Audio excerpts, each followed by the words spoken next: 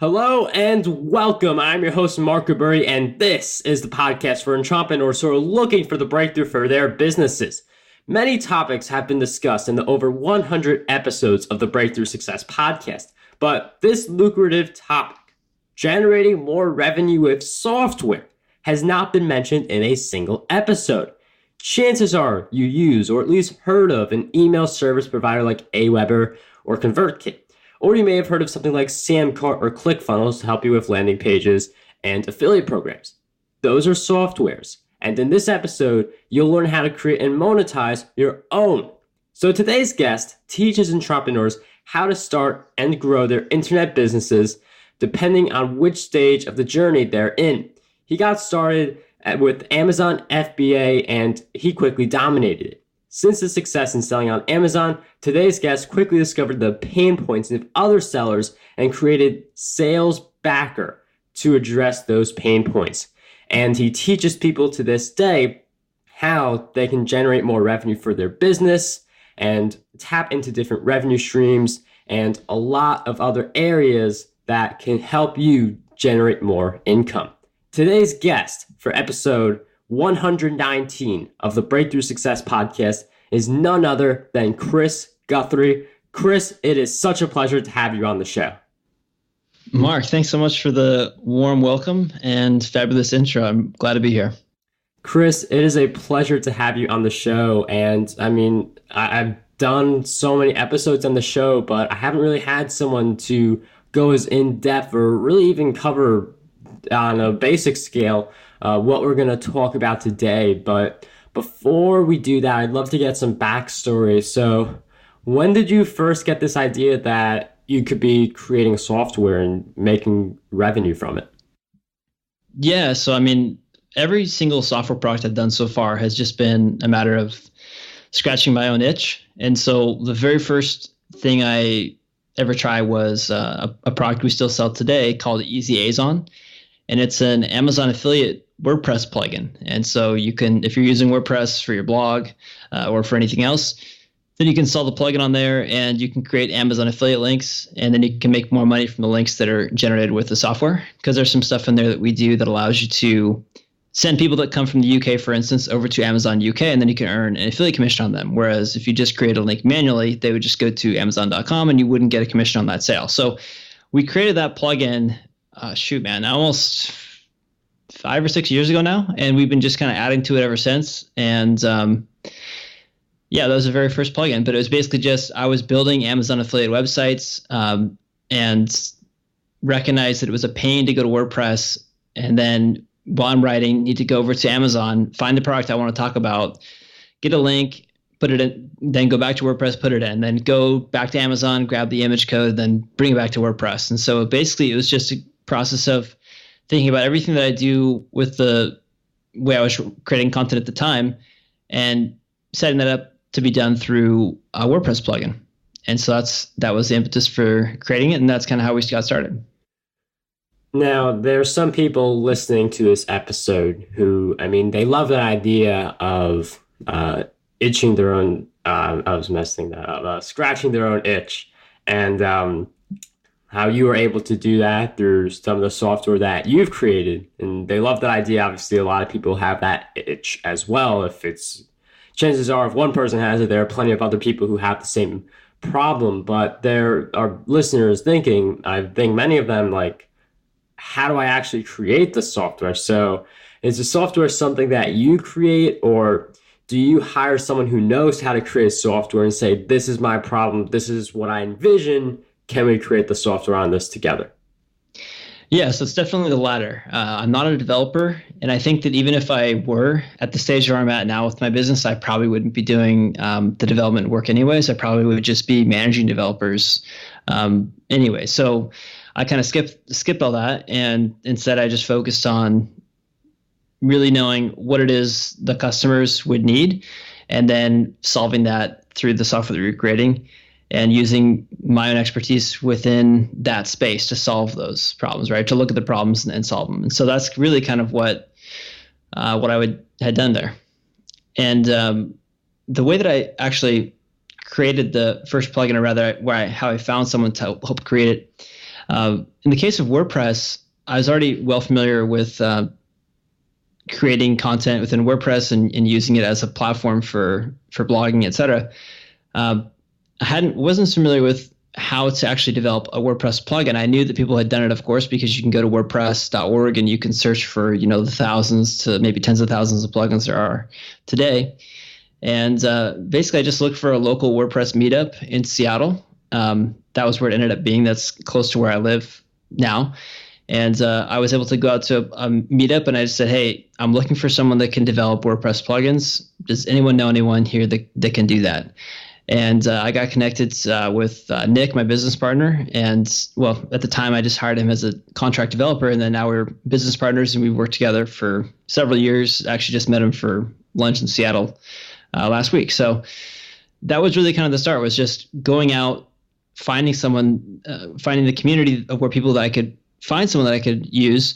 And because I didn't really want to do the straight to the outsourcing route, I tried that before and had some limited success. And I've done things like trying to do iPhone apps, and I had this developer in India and paid a couple $1,000s and ended up with basically not even a finished app. And so I kind of wanted to avoid that situation. And so I ended up hiring someone just within my own country. And so if you're an international listener or you're somewhere else, it works best, I feel like, if you can find someone just local. You might pay a little bit more, but it can help you in the long run in terms of the costs, particularly if the project is not too involved, right? So the WordPress plugins, depending on the complexity, they aren't as involved as, say, creating an entire SaaS application and massive platform like we've done with Salesbacker and other businesses.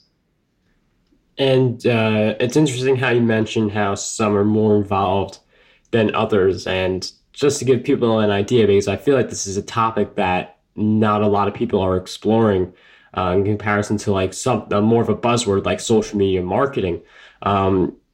What's the typical turnaround time you would expect from like a WordPress plugin versus a SaaS company? Because when you ask someone for help, is a week too early, or is it too late? So what can we expect? Yeah, that's a great question. It really is kind of all relative. It just depends on what you're doing. So I'll give some examples just from my own experience. But again, even what I've experienced might be different than what others do. When it comes to like a plugin, depending on the complexity, I've had plugins developed for less than $5,000. And so with those types of plugins, it might be a few weeks to a month or so. And that wouldn't just be the developer doing straight development work on it. Rather, it'd be them creating the initial version, and then you get that version, do some testing, or they might do some testing depending on how you have things priced out. But it would be along those lines, as opposed to just, they're head down working and then they hand you this finished product. It's more collaborative. But some developers work differently than others. I've worked with some partners that don't even really want to be as involved after you've given the initial idea, and then they just kind of do the user testing and bug testing themselves, and then kind of get closer to the end, and that's when you might go in and work with them on that. So, or work on what other feedback might need to be done.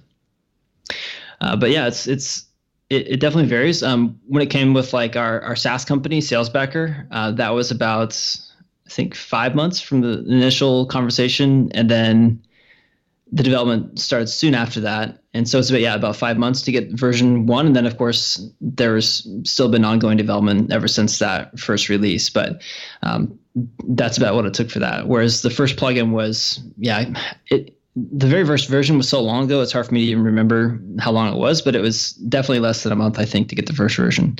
And in the case of that plugin, we use an API from Amazon. And so the developer that I hired as a contract developer that ended up being my business partner a few years down the line, he already had experience using that specific API as well. And so that was one of the other decisions that made it really simple for me to be like, okay, well, let's work together on this, because you're already familiar with this API. You've already done WordPress plugin development in the past, so let's move forward on this. And I mean, it's interesting hearing about the what leads up to creating that plugin or creating that SaaS company, having to do all of that planning and investing thousands of dollars just to make this happen. And I'm sure people would think about, well, how do I spread the word? How do I generate revenue? But just before that, like I feel like we all get that we all have like a message on our smartphone saying like this app needs to be updated or update this plugin. And that gets me the idea of like, well, you got to maintain the software to make sure it's still running smoothly and debug it, as you mentioned before. So how do you maintain the software so it doesn't get any glitches or it can still be very usable? Yeah, that's another great question. In the WordPress space, it depends on definitely depends on what you're developing. And if you're using an API or something that you're hooking into to develop the plugin, depending on how often they change that API or if they don't make that many changes, that can influence things as well. With the case of EasyAzon, and this also, of course, depends too on the developer you work with, right? If you work with someone really skilled, then it's possible that you might not push out an update for several months. Like we've done that, for instance, where we condense a lot of work into creating a brand new version and then adding in a bunch of new features that can help provide, ease of use or functionality into the plugin, additional ways to create Amazon affiliate links, more ways to make money, et cetera. And we might condense, a ton of that work onto, 2 to 3 or 4 weeks, maybe more than that time. And then it's out, and then it'll just be occasional small minor bug fixes through, maybe an hour or two here or there for the developer. And then pushing those updates out to customers. But that might be it for the next 6-7 months or more, right? And then, you might get back down to that phase where you're doing a bunch more fixes. And it really just kind of depends too on the niche that you're in. Whereas like a SaaS platform and other types of things, we might have more competitors. And so we've got to be continuously looking at our feature set and looking at ways we can make it easier for us to help support our customers and provide better value for them. And make it easier for them to use your product, et cetera. And so it really does depend. But it is something that's worth clarifying, that it's not something that you really can just, you create the first version, you set it out there, and then you can forget about it, right? That doesn't really work. Your sales are going to die off, or there's going to be a bug that occurs and you need to be fixed, or, you can't continue selling the software. And so it isn't really a passive income stream, but that's a whole nother conversation. I think that, well, I'll just quick tangent. I'll just say that I think people talk about passive income a lot. And when I think of passive income, I think of like dividend producing stocks, right? That's like truly passive. Whereas everything that I do now, it's great. They're great cash flow businesses, but they still require time to run them. Chris, thank you for giving us that idea of maintaining the software, because obviously you could create this really great software, but if you don't maintain it, it could get very outdated and replaced by a competing software very quickly. So that maintaining phase is very important. But as I hinted at slightly earlier, I would like to talk about spreading the word and making that profit. And I mean, with thousands of dollars that you would be investing into a software, sometimes more depending on how complex it is, how do you spread the word and make that profit? Yeah. So in the case of, I'll just go with the example of the WordPress plugin. And I had a fortunate situation where I already have a blog where I talk about just different ways that I was making money. And at the time, earning money from Amazon's affiliate program is how I was able to leave my day job. My best month was about, I think, $13,000 a month or so in Amazon affiliate commissions. And that was just from a collection of different websites I'd built up on the side while working a day job. And so I was able to build a little bit of a following. And so that helped with when I first released the software. Again, this is maybe I should pick another one. But when I first released the software, I'm pretty sure I recouped all of the expense within the first 48 hours or so, maybe even less time than that. And that was just from building an email list to the audience that I was building, and then offering them something that I knew would solve their pain points if they're also trying to build Amazon affiliate websites. Now, if you don't have an existing audience, that's still something you could focus on building, but you could also just instead use the software itself as a way to build an audience. So that might be like content marketing or creating content for that's related to your specific software. Those are both things that we've done. With a project like EasyAzon, we don't really do a lot of content marketing at this time. It's mainly just the way we get a lot of sales is we now we've been around for so long that there are thousands and thousands of websites that use the software. But starting out, one of the easiest ways to get more people was to just find affiliates, right? So find people that would benefit from using this software. So like other types of people that talk about creating affiliate websites, those are great initial affiliates. Going out and then finding different groups of people that all talk about blogging within a specific space, and then that's another potential source for affiliates. And so for me, a lot of my sales have come from getting affiliates and building relationships and just working with people for long periods of time in that respect. But beyond that too, there's things like paid marketing, which we don't do a lot of, but that's something that you could do as well. Most of what we do though is affiliate, content marketing, partnerships, and things like that. And spreading the word is obviously going to attract customers to the software that you promote. But with software, there seem to be so many price points where it could be anywhere from free to hundreds of dollars per month. And I'm wondering, first, how do you price your software? And also, when you have free software, you offer something for free, how does that make you money? Yeah, so that's a good question as well.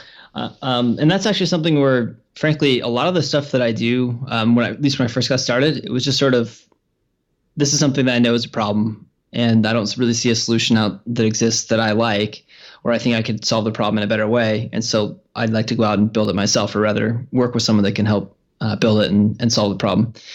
And so in a lot of cases, I look either at what existing competitors are charging, or I look at just what other people are paying for similar, but maybe even just more tangential type solutions to other problems, just to see, okay, well, how complex is the problem that's being solved? What are other people paying for problems that are similar? And then looking at that. In the case of WordPress, you can look at just other various WordPress plugins to see how they're pricing things. When I first started doing the plugins, people were doing just like one-time sales for the initial version, and then they would charge like an upgrade fee for the next version. And then I started to see WordPress plugin developers doing more of like a charge upfront, a certain fee, and then a renewal every year would be at a lower fee, right? Maybe half, for instance. And then I've also seen people just do yearly, just a straight yearly price. Very few people in the WordPress plugin space do monthly. And so that's not something I've seen as often. And so really, a lot of times you just look at the market. A product like Salesbacker, our SaaS company, we do that monthly, and we don't do a yearly option. People just pay every month because every month the software is sending emails to, on behalf of those sellers to their customers on Amazon.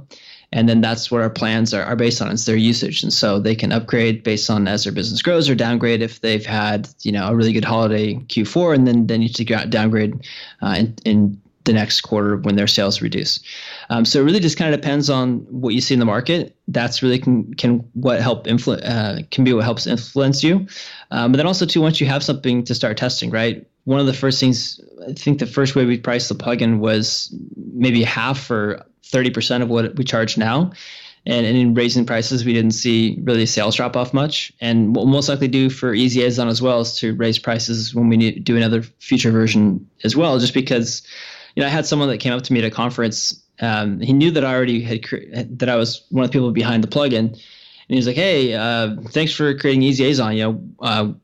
We do about $200,000 annually in Amazon affiliate commissions, and we use your plugin on all of our websites. And I'm thinking to myself, this guy hasn't even been paying me like even annually for this plugin, and it's like integral to his business that's making him several $100,000 a year. And so things like that you want to avoid happening to you, because you're losing out on money. And also, if you're charging more, then it also, you're able to, as you make more money, you're able to reinvest more into the product as well. And so it benefits both you and also the customers that use it as well. And so also, just making sure you can test prices and increase as needed as well. So there's a lot there, I guess, but that's my thoughts on it. It's interesting how you mentioned that you want to make more money from the software, not just for the sake of making more money, but so you can reinvest it into the software, being able to add updates, being able to maintain it, and keep it the way people have come to love it. And like, there's so many like ideas for software available to us, but you do have this initiative to scratch your own itch. But are there any other ways that you come up with ideas for great software, or is it literally just you look at one of your problems and try and solve it? That's the most common way. So for instance, like with Salesbacker, I've been selling on Amazon for several years now, and I recognized there wasn't really a company that was servicing, providing email follow-up services for sellers to their customers on Amazon in a way that really matched private label sellers that had their own brands and brand owners and things like that. And so that's why we built Salesbacker and built out features that were specific to that, to solving that specific pain point for sellers.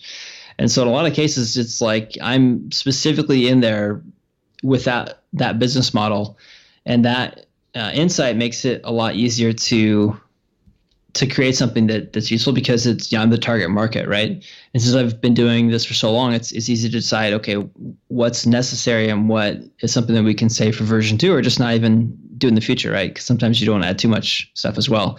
I will say that, if you're ever doing something on the software side, really try and go for something as minimal as you can. I think the very first version of EasyAzon, it just solved a few of the main pain points that I had, just making it faster and easier to create affiliate links. And then I don't even think we added our link localization stuff that helps people make even more money from their affiliate links as well until a later version.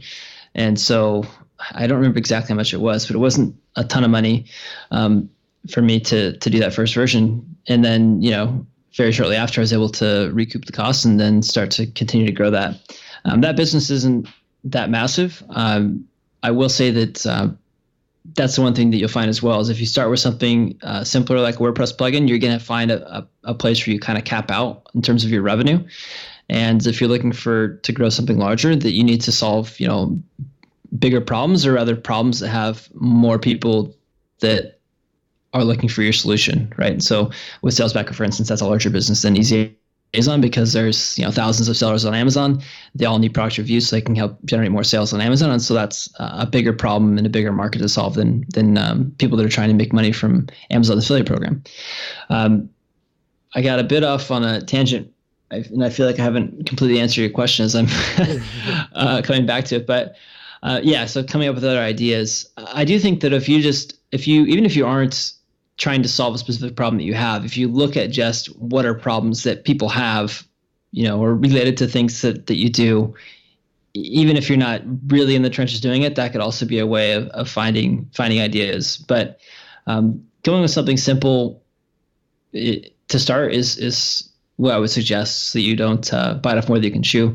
I've done, for instance, I've wasted tens of thousands of dollars, like on a website that we created, not necessarily software, but it was a lot more intensive.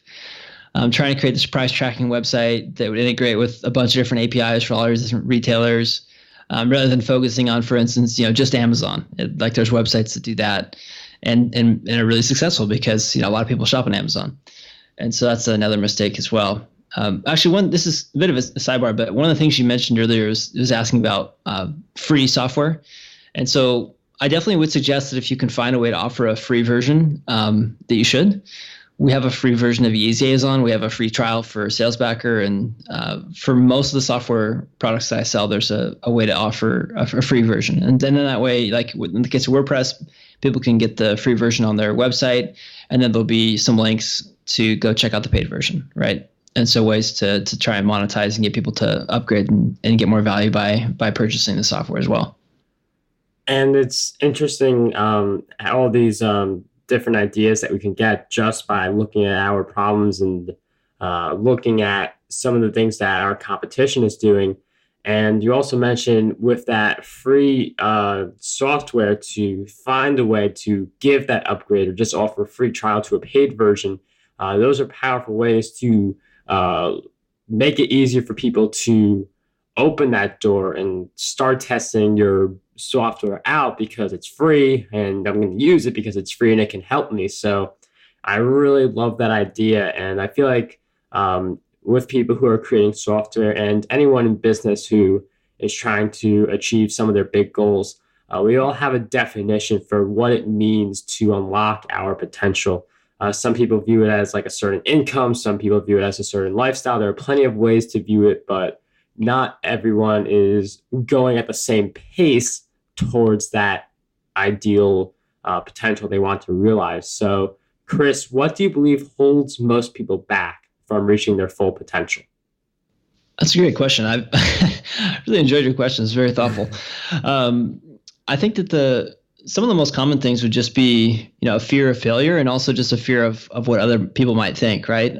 For a very long time, even after, when I first got into this space, just building online businesses full time, I basically was fired from my job because they knew that I was doing a side, like building stuff on the side, I think, and basically they're like, you don't seem that committed to this company, so blah, blah, blah, you're fired. And I ended up tripling my income that next year, so it worked out in the end. And since then, I've been able to grow from that as well. But I'm getting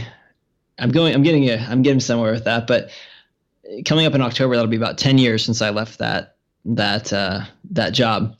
But what I noticed in the early years is that very often people would say, "Hey, we're going to get a real job. You're just kind of at home working on your computer," and it was, those types of conversations continued to happen for years. And it wasn't until after, people could see that it was that we were doing well and that things were fine, that those conversations finally died off. No one really says that anymore. But because I think in a sense, and this is for anyone that might know me, if they're listening to this, it'd be kind of offensive maybe, but I think that sometimes people just feel insecure about whatever that is that they're doing on their own, right? So they might be thinking, oh, well, if you're out there doing this business and you're working from home and you're making great money and you have time to spend with your family, then what am I doing wrong? Why can't I do that? And so maybe it sometimes can challenge people to either face reality that there are things they could potentially be doing, but they're not. They may be more interested in watching TV, or they're more interested in some other activity.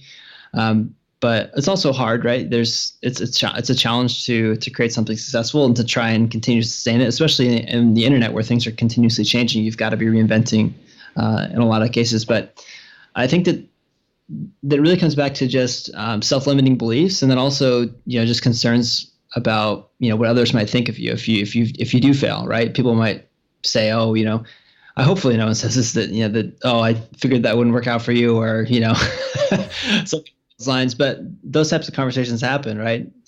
So I think those are probably the more common ones. And also too, just defining what it is you actually want out of life.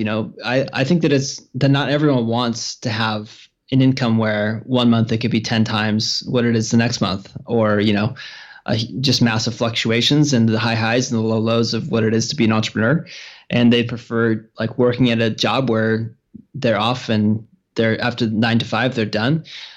Whereas I usually am working more than that, and I'm usually at least checking on some things pretty much every day of the week, even if I'm on vacation. I'm not, for instance, like my kids and wife aren't off riding rides at Disneyland while I'm back at the hotel on my computer or anything like that. But more like, I get back from a day of fun and then I'm on the computer in the evening checking things out. But I think it's just, I guess I'll just say that it's you've got to just decide whether or not it's worth it to you, right? The hard work, because there was times where I spent years just trying different things that weren't working, and I'm sure that my wife at the time was like, man, she was very supportive, and so that was really helpful. I think if she'd said, I think you should just give it up on these things, and you shouldn't try and build this side business online and try and do anything like that, you should just focus on a career, then that might have stopped me. And I'm glad that she didn't do that. So I think that support, either if it's from family, that's great. If you don't have family that can provide support, then finding friends, meeting people online that do similar things and leaning on them as well. And in your answer, it's very interesting how you pointed out that and I feel like this happens to everyone. Like people were a little skeptical when you were first starting, and I've definitely seen that in my journey as a very young entrepreneur who I started my first blog at 11. So I feel like you'll face the most opposition when you start, and if you get through that starting point, it's easier for you to continue and hit your major goals. I mean, there's still going to be criticism and things like that, but it's easier to shrug off as you've encountered more of it. But that beginning part is the hard part. And if you're able to shake off some of the things that people say during that beginning phase, you'll be set for when you do achieve your success and go even further than that. Definitely, that's well said. And I know that during your journey, you mentioned those early times when you weren't able to get sales in the beginning. It was a little more challenging, and you were trying different things, seeing what would work. And I'm wondering if you could share an additional challenge that you faced on your journey, or if you want to stick with that one and just share a powerful lesson you learned. I think the biggest challenge is just I think no matter what you accomplish, either financially or from a career side or personal side, there's just a lot of it's easy to get. I feel like the imposter syndrome. I'm not sure if you're familiar with that, but just that feeling where, am I really doing enough? Am I succeeding enough? Am I meeting my goals, or am I not meeting those things? And I think that's something that I still struggle with. And so one of the ways I handle that is just I just track each year how things are going, both financially and also just how I feel like from a challenge perspective, how I feel like I'm doing. And so if I feel like the year was too easy, or I didn't work hard enough, then I look at what are some things I can do to challenge myself, what are some skills I can learn, and ways I can stretch myself to do more. I don't know if this is really what you're looking for, but yeah. I do love the idea of stretching yourself, because as you stretch yourself, you force yourself to get out of your comfort zone. And I feel like that's where a lot of people settle with mediocrity. That's watching TV for 4 hours a day instead of doing some work that can help move you forward. So I really do love that concept of stretching. And I feel like it's something that more of us should be doing when it comes to the goals that we take the most seriously. And I'm wondering, Chris, one of the questions I enjoy asking, this is my inner bookworm coming out, is if you could share 3 great books that you believe would have a positive impact on us. Oh, man. I have to think for a second. There's so many choices. I'm a really big fan of Seth Godin. Yes, I even knew you were going to say him. I honestly had a feeling you were going to say Seth Godin. So like Purple Cow, The Dip, those are 2 of my more favorite ones that I've read and reread. I think sometimes people give him some hate sometimes, but I like Tim Ferriss's 4-Hour Workweek book. It's less on the, I think a lot of people get caught up on reading a title like that and they think it's, sounds scammy, but it's more about just making sure that you really maximize your time. Like for instance, today I sent off a detailed email to a designer to work on creating a design for one of the software products that we sell. We're getting ready to do another version of it. And then I also sent off a bunch of different notes to a developer in GitHub so they could add those features to the other part. And while I'm not doing a 4-hour work week per se, it's more like the stuff, it's more like the combined effort of all the people that are working with me. It's, hundreds of hours a week, more than I could do myself. But yeah, I guess I would just say on the book side, those books are great. And I think that I enjoy reading. I feel like a lot of times I'm like, okay, well, should I read another book, or should I just go online and play some video games and shoot some stuff or whatever, just kind of zone out? And so some cases I'll just do that instead. But I do think in some cases I've talked to people that they read so much, it's almost like, well, okay, so how's your business doing? And they're like, oh, I don't really have one, or it's like, okay, well, if you're reading business books, at least, then, you've got to at least spend some of that time getting your business going. And so I think in some cases there's a balance there. Anyways, I don't know. I think that the theme for today is you ask me questions and then I sort of will answer them and then just maybe say something else entirely. I'm not going to ever go into politics, but I'm not answering the questions is sort of what they do. And I guess I'm doing all right with that. Well, you are sharing us great insights, and those are 3 great books. And a Seth Godin fan. I mean, I'm a big Seth Godin fan, so I definitely I love hearing like different people who enjoy his books. So I could really go on a riff on Seth Godin, but instead of doing, I had a chance to. Sorry, I was just gonna say I had a chance to see him speak at like a small event. Like I went to this conference called Elite Retreat. And you had to apply to get in. And at the time, they were like, well, this is almost 10 years ago now. They're like, well, your business is, not too large. That was when I was just building the Amazon affiliate sites. But, we think that, you have some potential and you'd probably get some value from coming to the event. So you should come. And it was like maybe 50 people. And Seth Godin was there. And I met a lot of other people that have since done really well. Some of these people I haven't stayed in contact with. I met like Sean Rad, who started one of the co-founders or creators of Tinder. Wow. And a bunch of other people that at the time I didn't know that they would go on to create such massive businesses. But so anyways, I went to that event and Seth Godin had a lot to say, and he was talking about creating things with lasting value and, not necessarily focusing just on the money and thinking about, what you really can provide value for first.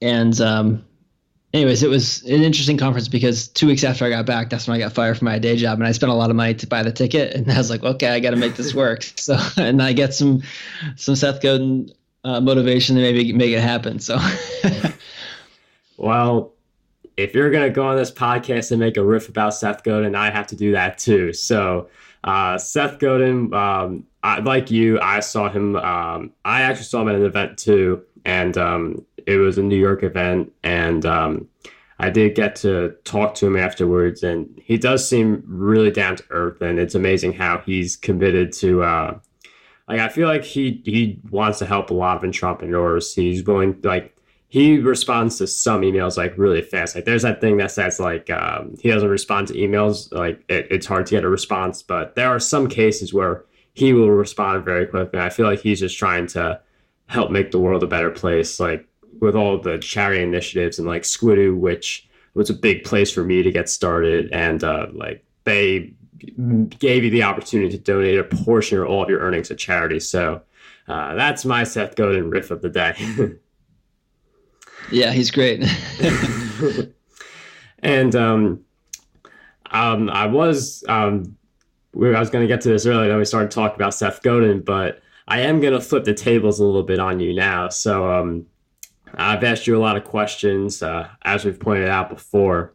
And one of the questions that I enjoy asking, it's not me asking you a question, but it's instead you posing a question to all of us. So what do you believe is one question that we need to be asking ourselves more often? That's great. Let me think for a second about that. What is the question we would be asking ourselves more often? I think what we should be asking ourselves more often is, am I doing what makes me happy? I think that's I think about that a lot sometimes because I want to make sure that, life is short. I won't go into, I guess, but I had a relatively near-death type experience, and I think that it's easy to just kind of go through life, go through the motions, and not really push yourself, and not really also think, am I really happy what I'm doing? Is there a way I can change it? How can I change it? What are the things I can do? Am I doing enough to make those changes to accomplish what I'd like to accomplish? And I think that you're just asking yourself, if you're happy with what you're doing and what you're working on a regular basis can help you, find if what you're doing isn't exciting to you anymore, and then ways you can try and improve that situation. It's not going to happen overnight, and it's not going to be something where, you can ask yourself that question and now I'm not happy with this job. I'm going to fix it and I'm going to go fix it like right now. It might take some time to fix, but I think that asking yourself that on a continual basis, and if you continue to find that you're not happy, then finding ways that you can do to change that, whether it's on the business side, personal side, anything else like that, then that's important. So I guess I would say that. Chris, thank you for sharing us that great question that we should all be asking ourselves, and for sharing all of your great insights throughout this episode. It was really great to have you on the show. And Breakthrough Success listeners, the show notes are at marketberry.com/E119. And if you want to learn more about Chris, see what he's up to, he has his own YouTube channel. You can learn on that channel how to make money online, achieve financial freedom, invest some of your money so that you can grow the principle that you've been building and building a business. So if you want to do all those things, go to Chris's YouTube channel, which is at upfuel.com/YouTube. Chris, I cannot thank you enough for being a guest on the Breakthrough Success podcast. Thank you for sharing your insights with us today. Thanks, Mark. Really appreciate it. And glad I had a chance to speak with everybody today. How does over 100 retweets per day sound to you? My free ebook, 27 Ways to Get More Retweets on Twitter, has you covered. I use the methods within this ebook to get over 10,000 retweets every single quarter. To learn more and get access to this free resource, visit markberry.com